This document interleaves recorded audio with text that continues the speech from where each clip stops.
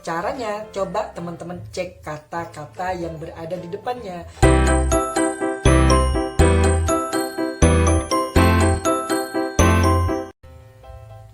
Oke teman-teman, hari ini kita akan mencoba untuk membahas bagaimana cara membedakan verb 2 dan verb 3 ketika mereka sama-sama berakhiran ed. Nah, ternyata cara membedakannya itu cukup mudah teman-teman. Yang pertama, jika nanti teman-teman nih ketemu sebuah verb ed, anggap saja kita ketemu dengan visited, dia berakhiran ed nih di sini. Ini verb 2 atau verb 3. Nah, caranya coba teman-teman cek kata-kata yang berada di depannya. Jika di depan verb yang berakhiran ed tersebut adalah subjek atau muncul sebuah subjek, misalnya kita tulis aja you gitu kan, atau she, atau I, atau yang lainnya, maka bisa dipastikan bahwa kata visited ini merupakan sebuah verb 2 gitu. Jadi cek aja nanti, oh ada verb id nih, lihat di depannya ada subjek nggak? Oh ada. Kalau ada, maka kemungkinan terbesar dia itu adalah sebuah verb 2. Namun jika teman-teman nanti ketemu dengan sebuah verb ed, misalnya kata invited gitu, invited atau visited, tapi ternyata di depannya tidak ada subjek, tapi yang muncul di depannya dia ternyata adalah sebuah kata have ataupun has ataupun be. Be itu is mr ya, is mr, was, were, dan yang lainnya, atau kita sebut dengan be.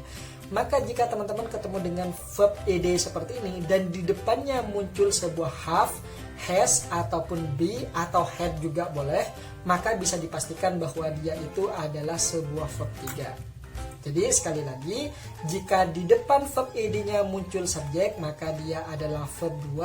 Tapi jika di depan verb ed-nya muncul have, has, atau be, maka dia adalah verb 3. Jadi sesederhana itu sebenarnya. Nah, sekarang coba yang kedua nih. Jika teman-teman nanti ketemu dengan sebuah verb ed kayak gini, dan ternyata di belakangnya muncullah sebuah objek, anggap saja objeknya itu adalah you atau me dan yang lainnya, maka potensially atau kemungkinan terbesar visited atau verb yang berakhiran ed itu adalah verb 2. Verb 2 ya, sorry. Nah, kenapa seperti itu? Karena verb 2 itu rata-rata memiliki objek, sehingga di belakangnya akan muncul sebuah objek. Itu ya teman-teman. Namun jika teman-teman nanti ketemu dengan sebuah verb ed, ternyata di belakangnya itu tidak muncul objek, melainkan dia muncul sebuah preposisi kayak by, atau at, atau from, dan yang lainnya, maka bisa dipastikan dia adalah verb 3. Kenapa? Karena verb 3 itu umumnya, terutama dalam pasif, dia itu tidak punya objek. Karena dia tidak punya objek, maka digantilah dia dengan preposisi seperti ini. Gitu ya. Jadi itu cara sederhananya. Yang pertama, lihat di depan ed itu ada apa? Oh, ada subjek, berarti verb 2. Oh, ada have, has, ataupun be, maka verb 3. Atau boleh juga cek di belakangnya. Oh, ternyata setelah verb ed muncul sebuah objek, me, you, ataupun yang lainnya, maka verb 2. Tapi jika di belakangnya muncul by, at, from, dan preposisi lainnya, maka potensially itu merupakan verb 3. Itu yang kedua. Yang ketiga, teman-teman juga bisa menganalisanya dengan menggunakan makna. Tapi ini tidak recommended ya. Kenapa? Karena kadang kita tidak tahu tuh makna dari sebuah kata. Maka bisa gunakan yang atas aja. Nah, tapi sekedar informasi aja, kalau verb 2 itu, teman-teman, dia itu selalu bermakna telah.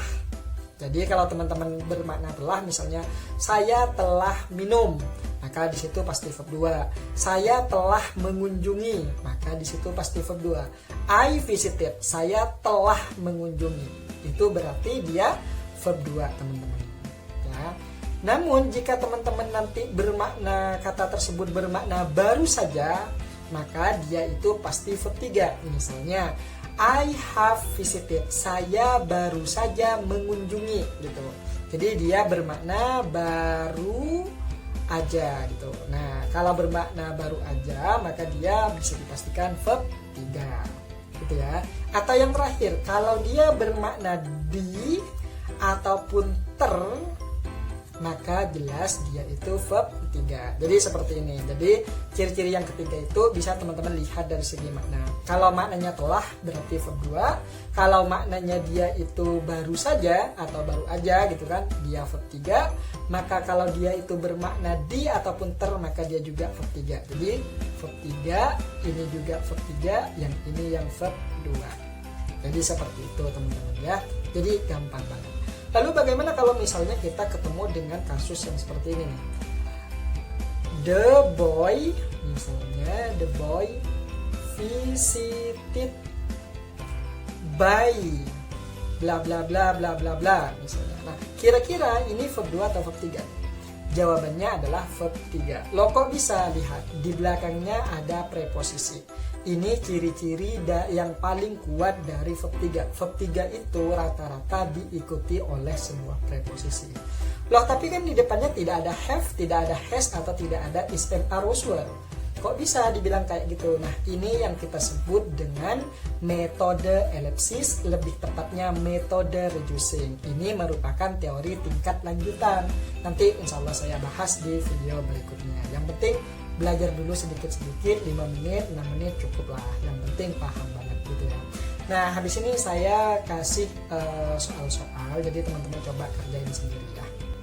Oh iya, kalau misalnya teman-teman suka dengan materi-materi seperti ini atau pembahasan-pembahasan seperti ini, jangan lupa di subscribe, ditulis juga di kolom komentar tuh teman-teman mau request materi apa. Insya Allah nanti saya bantu bahasin ya. Oke, see you next video. Bye-bye.